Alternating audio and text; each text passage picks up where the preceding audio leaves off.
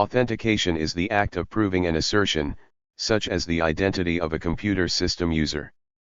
In contrast with identification, the act of indicating a person or thing's identity, authentication is the process of verifying that identity. Authentication is relevant to multiple fields.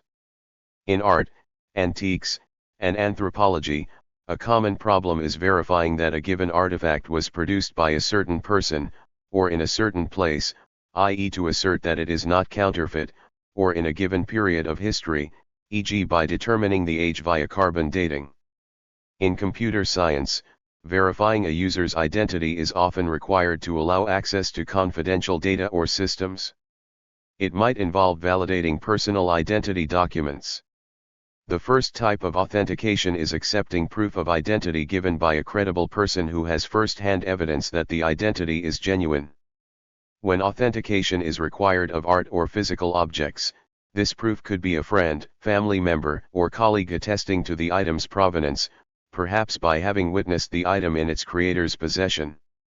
With autographed sports memorabilia, this could involve someone attesting that they witnessed the object being signed.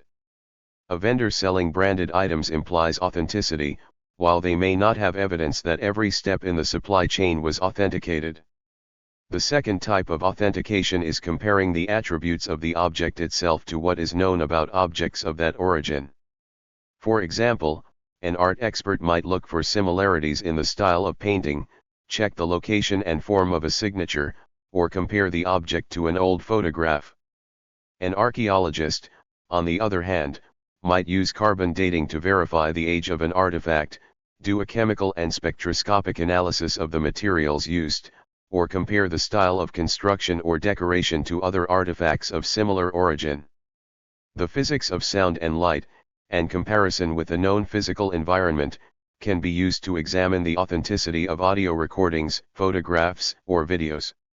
Documents can be verified as being created on ink or paper readily available at the time of the item's implied creation. Attribute comparison may be vulnerable to forgery.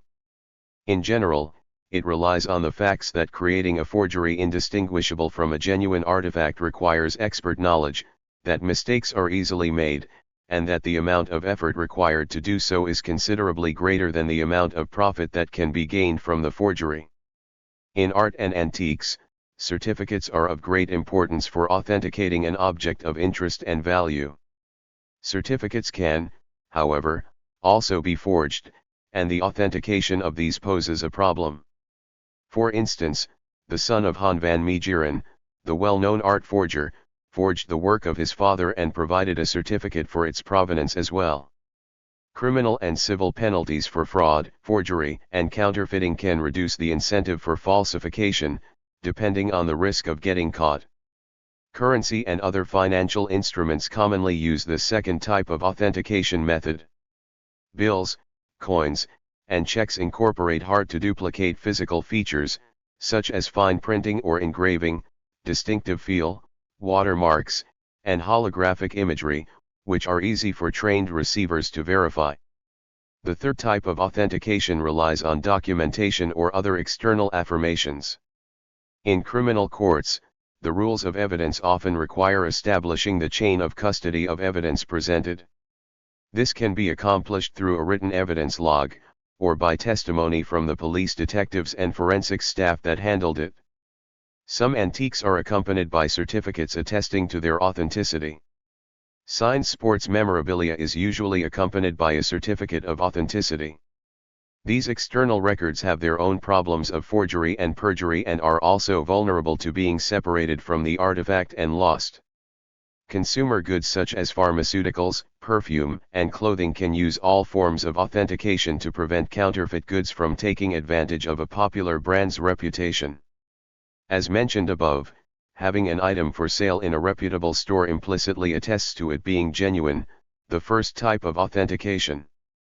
The second type of authentication might involve comparing the quality and craftsmanship of an item, such as an expensive handbag, to genuine articles. The third type of authentication could be the presence of a trademark on the item, which is a legally protected marking, or any other identifying feature which aids consumers in the identification of genuine brand name goods. With software, companies have taken great steps to protect from counterfeiters, including adding holograms, security rings, security threads and color shifting ink. Counterfeit products are often offered to consumers as being authentic. Counterfeit consumer goods, such as electronics, music, apparel, and counterfeit medications, have been sold as being legitimate. Efforts to control the supply chain and educate consumers help ensure that authentic products are sold and used. Even security printing on packages, labels, and nameplates, however, is subject to counterfeiting. In their Anti-Counterfeiting Technology Guide, the UAPO Observatory on Infringements of Intellectual Property Rights categorizes the main anti-counterfeiting technologies on the market currently into 5 main categories: electronic, marking, chemical and physical, mechanical, and technologies for digital media. Products or their packaging can include a variable QR code. A QR code alone is easy to verify but offers a weak level of authentication as it offers no protection against counterfeits unless scan data is analyzed at the system level to detect anomalies. To increase the security level, the QR code can be combined with a digital watermark or copy detection pattern that are robust to copy attempts and can be authenticated with a smartphone.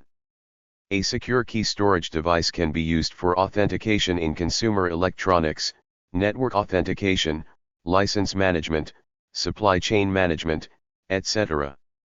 Generally, the device to be authenticated needs some sort of wireless or wired digital connection to either a host system or a network.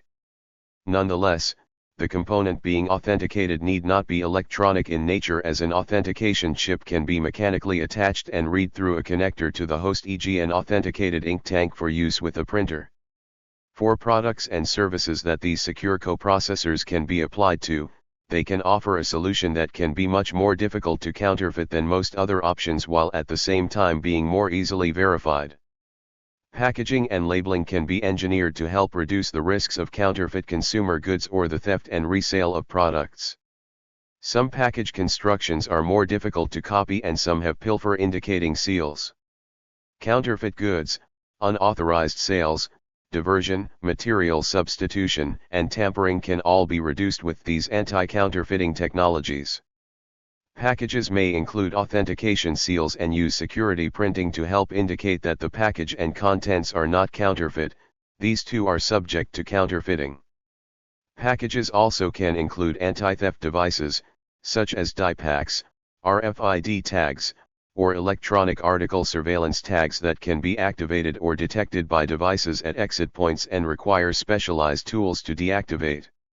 Anti-counterfeiting technologies that can be used with packaging include tag and fingerprinting, uniquely coded microscopic materials that are verified from a database. Encrypted microparticles, unpredictably placed markings, numbers, layers, and colors, not visible to the human eye. Holograms, graphics printed on seals, patches, foils or labels and used at the point of sale for visual verification. Microprinting, second-line authentication often used on currencies. Serialized barcodes. UV printing, marks only visible under UV light.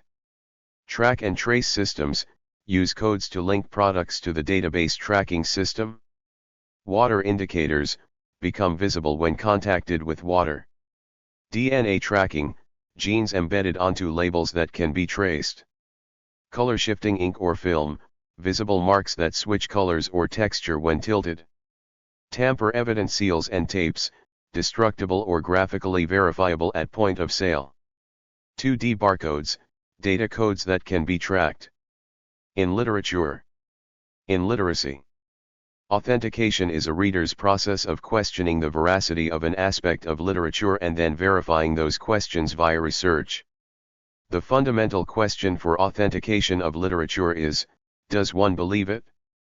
Related to that, an authentication project is therefore a reading and writing activity in which students document the relevant research process.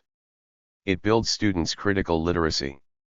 The documentation materials for literature go beyond narrative texts and likely include informational texts, primary sources, and multimedia.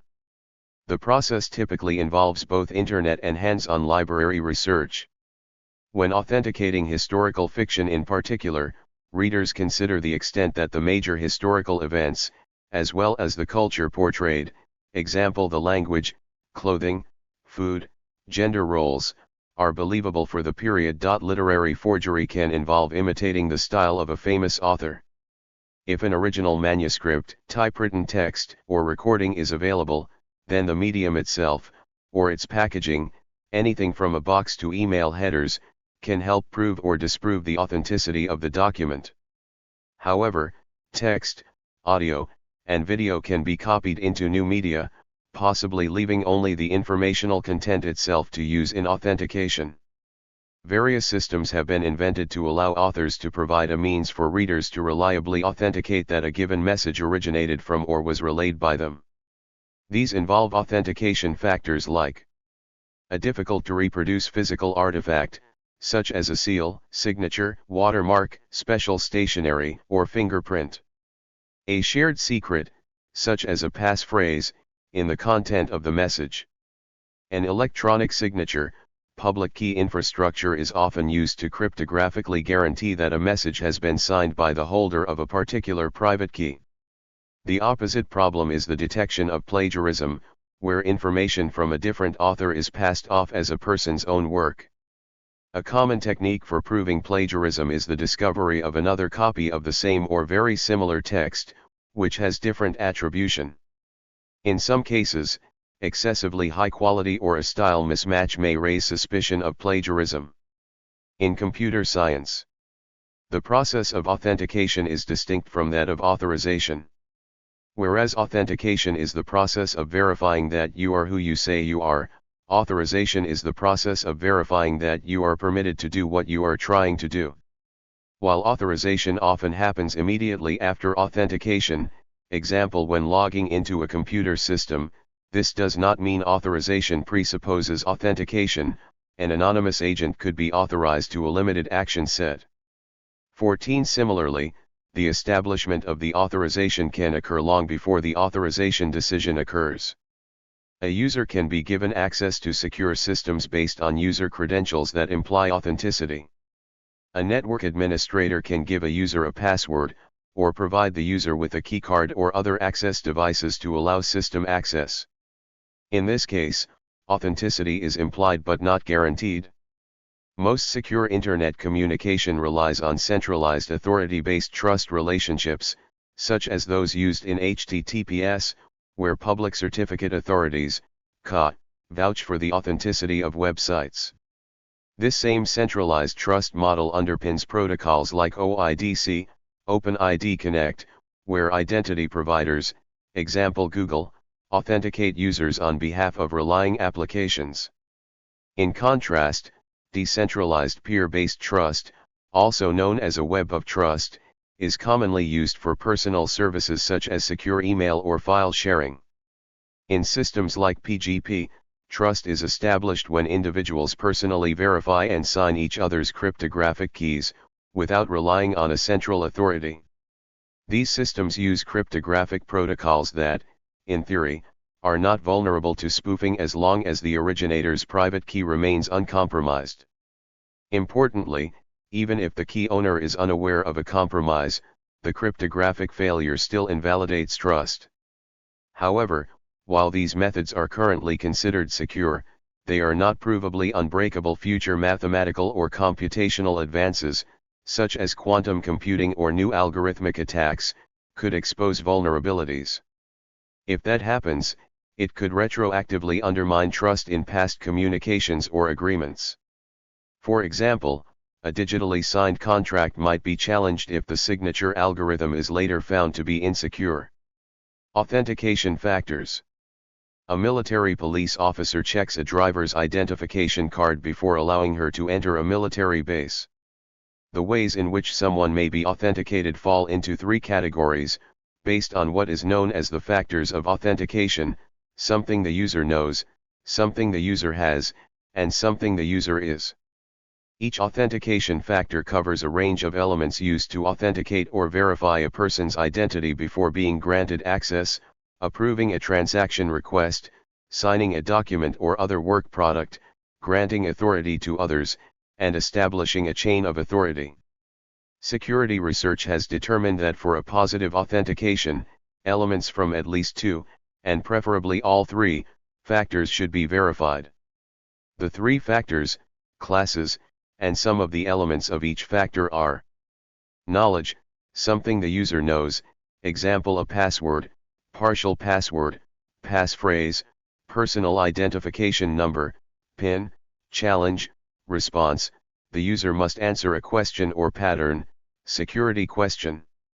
Ownership, something the user has, example wristband, ID card, security token, implanted device, cell phone with a built-in hardware token, software token, or cell phone holding a software token. Inherence, something the user is or does, example fingerprint, retinal pattern, DNA sequence. There are assorted definitions of what is sufficient: signature, face, voice, unique bioelectric signals, or other biometric identifiers. Historically, fingerprints have been used as the most authoritative method of authentication, but court cases in the US and elsewhere have raised fundamental doubts about fingerprint reliability.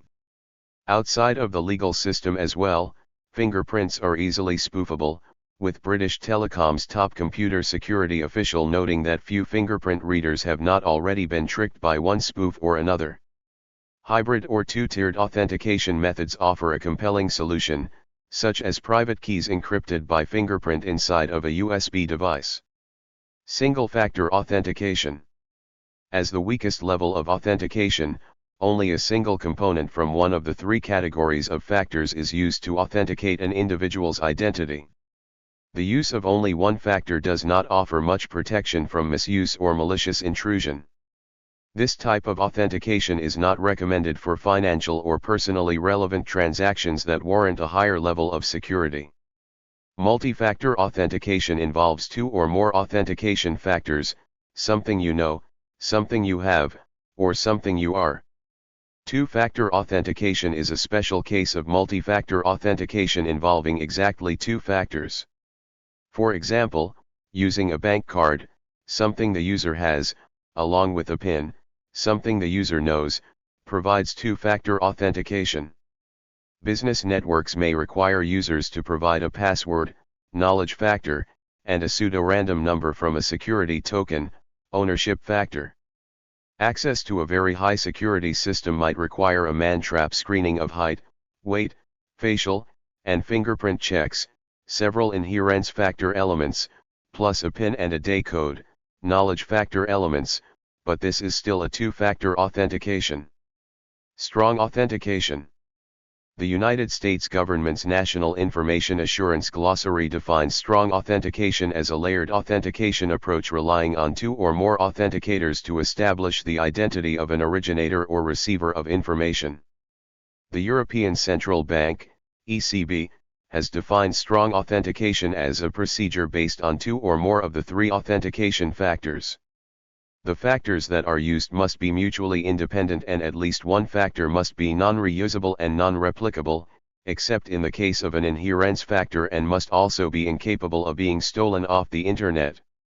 In the European, as well as in the US American understanding, strong authentication is very similar to multi-factor authentication or 2FA, but exceeding those with more rigorous requirements. The FIDO Alliance has been striving to establish technical specifications for strong authentication. Continuous authentication. Conventional computer systems authenticate users only at the initial login session, which can be the cause of a critical security flaw. To resolve this problem, systems need continuous user authentication methods that continuously monitor and authenticate users based on some biometric trait, S. A study used behavioral biometrics based on writing styles as a continuous authentication method. Recent research has shown the possibility of using smartphone sensors and accessories to extract some behavioral attributes such as touch dynamics, keystroke dynamics, and gait recognition. These attributes are known as behavioral biometrics and could be used to verify or identify users implicitly and continuously on smartphones. The authentication systems that have been built based on these behavioral biometric traits are known as active or continuous authentication systems. Digital authentication. The term digital authentication, also known as electronic authentication or e-authentication, refers to a group of processes where the confidence for user identities is established and presented via electronic methods to an information system. The digital authentication process creates technical challenges because of the need to authenticate individuals or entities remotely over a network. The American National Institute of Standards and Technology, NIST, has created a generic model for digital authentication that describes the processes that are used to accomplish secure authentication. Enrollment: an individual applies to a credential service provider, CSP, to initiate the enrollment process. After successfully proving the applicant's identity, the CSP allows the applicant to become a subscriber. Authentication: after becoming a subscriber, the user receives an authenticator, example a token, and credentials, such as a username. He or she is then permitted to perform online transactions within an authenticated session with a relying party, where they must provide proof that he or she possesses one or more authenticators. Life cycle maintenance: the CSP is charged with the task of maintaining the user's credential over the course of its lifetime, while the subscriber is responsible for maintaining his or her authenticator. The authentication of information can pose special problems with electronic communication, such as vulnerability to man-in-the-middle attacks, whereby a third party taps into the communication stream, and poses as each of the two other communicating parties, in order to intercept information from each. Extra identity factors can be required to authenticate each party's identity. Thank you for watching this video.